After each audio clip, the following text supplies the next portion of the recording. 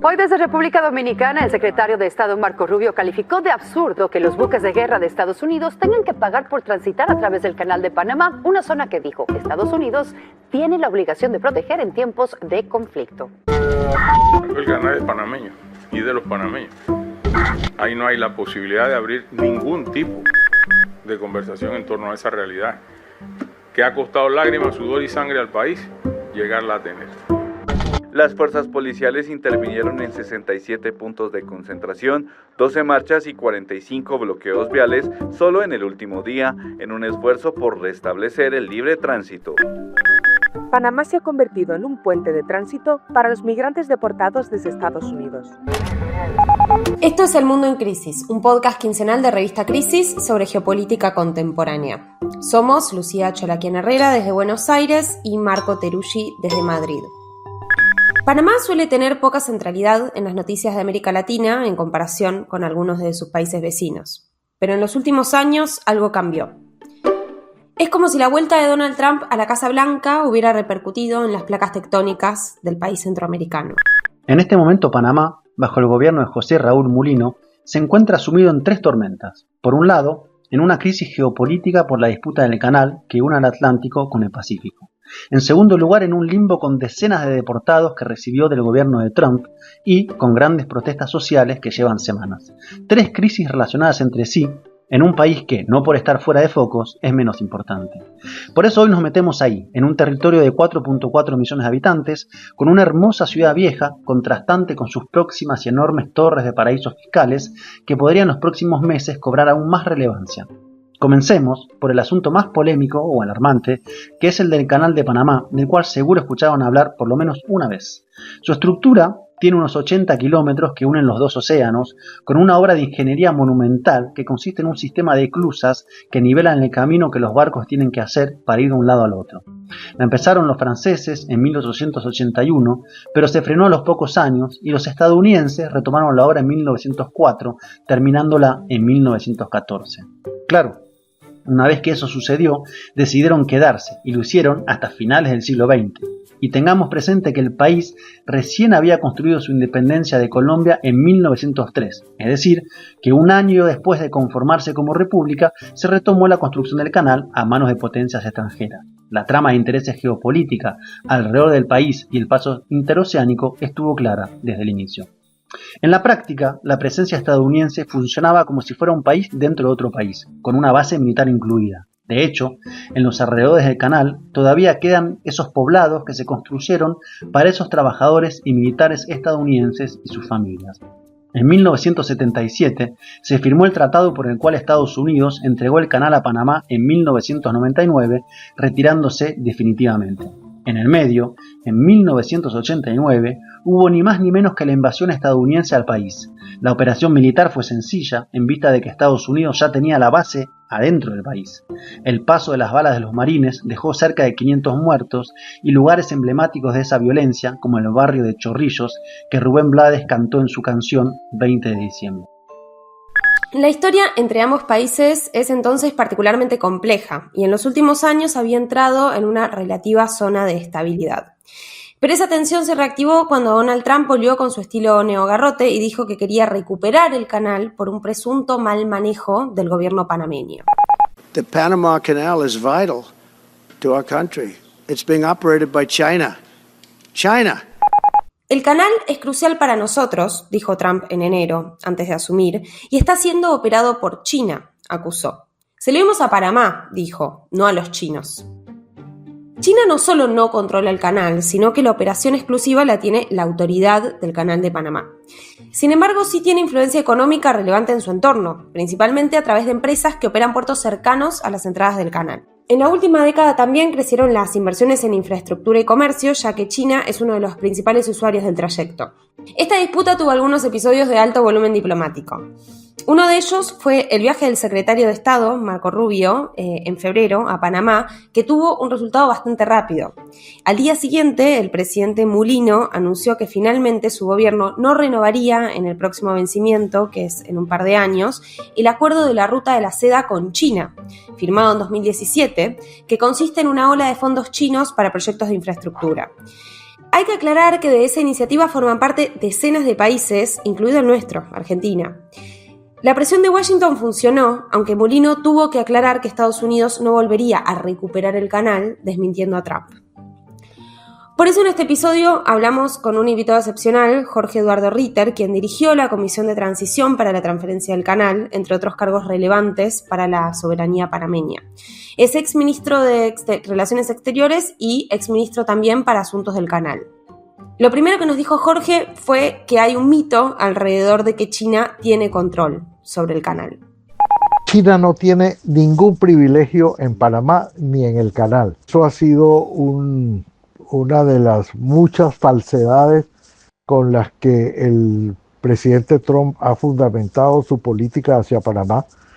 Ha hablado no solamente de una presencia china, sino que ha hablado de 38,000 norteamericanos que murieron en la construcción del canal, cuando esa cifra en realidad es de 350. La gran cantidad de fallecidos no eran norteamericanos, eran de las Antillas. Pero también ha fundamentado su ataque a Panamá y su obsesión por recuperar el canal en que ha sido manejado y ha sido entregado por China. No hay absolutamente ninguna influencia china en el canal y tampoco en Panamá. Esa relación se ha manejado con mucho profesionalismo por parte de varias administraciones panameñas y no se le va a dar a China ni a ningún país ningún privilegio en el canal.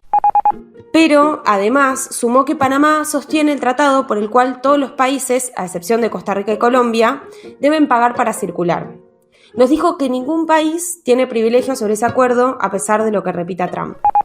En su disputa con China, el presidente Trump ha considerado que Estados Unidos debe tener control sobre varios puntos estratégicos en el comercio marítimo, porque la última vez se refirió no solamente al canal de Panamá, sino al canal de Suez, al estrecho de Gibraltar, el canal de la Mancha, el estrecho de Singapur, y considera que debe tener algún tipo de injerencia, de control, o por lo menos evitar que China llegue a tener control de esos pasajes.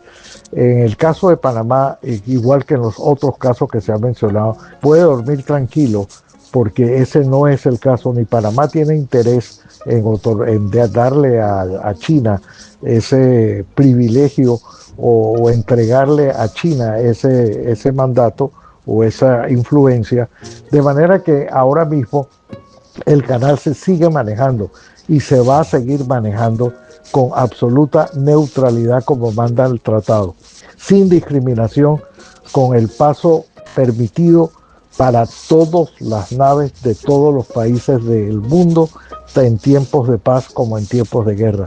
Ese es el texto del tratado y esa es la norma que ha regido para Panamá y para Estados Unidos hasta este momento, y así es la única posición que Panamá puede tener y la única posición que Panamá puede argumentar ante la comunidad internacional, que es que no solamente la historia, sino también la ley, los tratados están de su parte.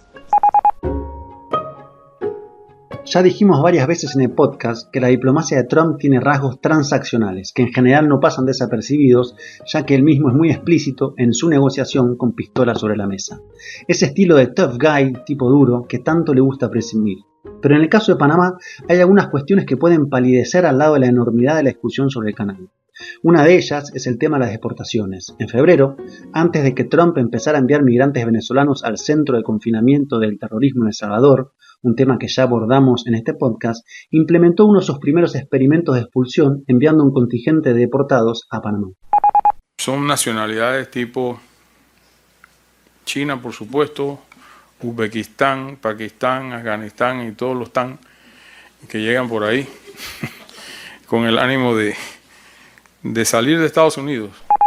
Esas personas de países que terminan en TAN, como dice Mulino, fueron en total casi 300 migrantes extracontinentales, es decir, no latinoamericanos, que aterrizaron en Panamá creyendo que estaban siendo trasladados a otro estado dentro de Estados Unidos. Lucía, vos que estuviste allá hace muy poco, ¿cómo viste la situación?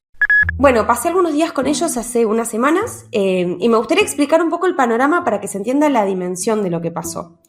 En su mayoría las personas enviadas eran mujeres y niños y los padres o los maridos habían quedado detenidos en Estados Unidos. Esto es una señal de que la separación de familias de la primera ola trampista continúa, ahora cuidando un poco las formas, ¿no? En segundo lugar, todas estas personas, las casi 300, habían solicitado asilo cuando cruzaron la frontera hacia los Estados Unidos y las autoridades no les concedieron la entrevista protocolar que les corresponde por derecho. Esta es una entrevista que se llama en inglés miedo creíble y básicamente consiste en que las personas puedan argumentar que su vida corre riesgo en el país del cual vienen, que es lo que les permite efectivamente después iniciar su solicitud de asilo. Toda la gente con la que hablé era de alguna forma disidente del sistema político o económico de su país. Estamos hablando del régimen talibán, del gobierno ruso, del gobierno chino, minorías religiosas, mujeres que habían decidido cambiar su religión en Irán o en Afganistán, lo cual es considerado un crimen, o víctimas de conflictos internos como Somalia o represión en Eritrea. Ahora imaginen por un segundo qué posibilidades o recursos pueden tener personas de estos países y en estas condiciones que escaparon y buscaban reunirse con su comunidad o con sus familias en Estados Unidos en un lugar como Panamá y sin papeles para poder trabajar. El gobierno de Trump seleccionó un grupo aleatorio pero abarcativo para enviar un mensaje. Dejen de venir a Estados Unidos, miren lo que puede pasar. Sin embargo, y esto lo cuento para que se entienda por qué insistimos con esto, muchas de esas personas siguen pensando en solicitar asilo nuevamente en Estados Unidos. Hace meses que están varados en Panamá, que es un país muy distinto al suyo, sin comunidades de sus países asentadas allí, y el gobierno de Mulino, si bien extendió el permiso de permanencia, no les está dando ningún recurso para realmente poder continuar sus vidas ahí.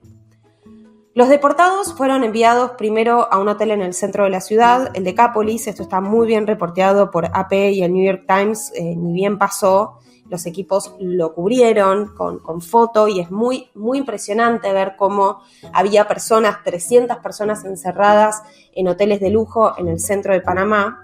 Y después fueron enviados a un campamento cerca del Darién en condiciones inhóspitas y por presión de algunas organizaciones se los trasladó finalmente a la ciudad de nuevo. Una noche los dejaron en una estación de micros en el medio de la nada, sin recursos ni claves sobre cómo seguir. Hay que aclarar acá que la mayoría de estas personas no habla español ni inglés. Y ahí hubo algunas organizaciones que estuvieron para dar una mano, ¿no? Human Rights Watch estuvo ahí recibiéndolos y además de acompañarlos, comenzaron un registro en vivo de lo que estaba pasando con la esperanza de que algún día estas violaciones a derechos se conozcan y se juzguen. De ese registro hicieron un informe que recomiendo leer, está subido en su página, donde denuncian las violaciones que cometieron los gobiernos involucrados y algunas otras organizaciones que deberían haber garantizado los derechos de estos cientos de refugiados. Desde ese día en el que los dejaron en la estación, el gobierno de Mulino se lavó las manos y fueron las organizaciones las que armaron albergues para que los migrantes tuvieran un lugar donde estar hasta que se resolviera la situación. La tensión fue creciendo porque el sábado pasado se les vencía este permiso precario que le dio Panamá y corría el riesgo de ser deportados finalmente de vuelta a sus países de origen, donde sí corren riesgo de vida. Pero después de semanas y semanas de insistencia de las organizaciones, Panamá finalmente accedió a renovar el permiso temporal humanitario. Esto fue porque no se encontró otro país que pudiera alojar a estos refugiados, por ahora, a pesar de que se barajaron muchas opciones, incluyendo varios países del Cono Sur. Pero esta extensión del permiso no alcanza, y sobre todo no es un buen precedente que un gobierno reciba a deportados por un favor transaccional con Estados Unidos, pero no se haga cargo en lo absoluto de nada más de su permanencia y su estadía en el país. Por eso hablamos con Martina Rapido de Human Rights Watch, que es parte del equipo de investigación de la División Américas y estuvo muy cerca de ellos a lo largo de estos meses. Este permiso no permite a las personas trabajar y no es una solución a largo plazo. Así que muchos de ellos siguen dependiendo enteramente de la ayuda humanitaria proporcionada por las organizaciones de la Iglesia, que desde el momento que el gobierno panameño los soltó en una estación de buses en la ciudad de Panamá, los ha estado acogiendo, dándoles alimentación y un lugar para dormir. esta situación no es sostenible, ni para las organizaciones, ni para estas personas que han pasado meses de incertidumbre y no encuentran una alternativa para poder vivir en paz. Recordemos que este es un grupo de personas provenientes de países, sobre todo africanos y asiáticos, con temores fundados de persecución en sus países de origen, que no hablan español y que su idea inicial no era rehacer sus vidas en América Latina. Y la cosa no se queda ahí, en ese país de 75.000 kilómetros cuadrados, con algunas de las playas y carnavales más lindos. Hace varias semanas detonaron protestas en el país, con movilizaciones y bloqueo de carreteras que fueron creciendo, siendo las más grandes en 30 años, según algunos analistas. Violentas protestas en Panamá dejan decenas de heridos. Entre gritos y machetes, la protesta no cesa. El Ministerio de Seguridad de Panamá informó que 34 agentes de la fuerza pública han resultado gravemente heridos en 45 días de manifestaciones contra la Ley 462, incluido un funcionario que fue operado tras ser atacado en Darién. La Ley 462, a la que se refiere, es la que en marzo de este año reformó el sistema de pensiones de la Caja de Seguro Social y significó un recorte de beneficios sociales y de jubilaciones a cientos de miles de trabajadores. Un ajuste neoliberal, para decirlo de forma muy sencilla, en una economía con 22% de pobreza y 50% de trabajo informal, según los datos oficiales. Y resultó ser una caja de Pandora para el gobierno. El 23 de abril inició un paro de los educadores y, como pasa a veces en las protestas, comenzaron a adherirse más sectores y demandas. Se sumaron trabajadores del Sindicato de la Industria de la Construcción, con miles de afiliados, o del Sindicato de la Industria del Banano, en huelga desde el 28 de abril, con mucha fuerza en la provincia de Boca del Toro. Y se agregaron más demandas, no solo las de cada sindicato, sino también la oposición a la reapertura de una mina de cobre que la Corte Suprema había ordenado cerrar en 2023, y también al memorándum firmado entre el gobierno panameño y el de Estados Unidos. 11 de junio de 2025. Desde Azuero seguimos defendiendo nuestra convención colectiva y seguimos defendiendo los derechos de los trabajadores y las trabajadoras de este país.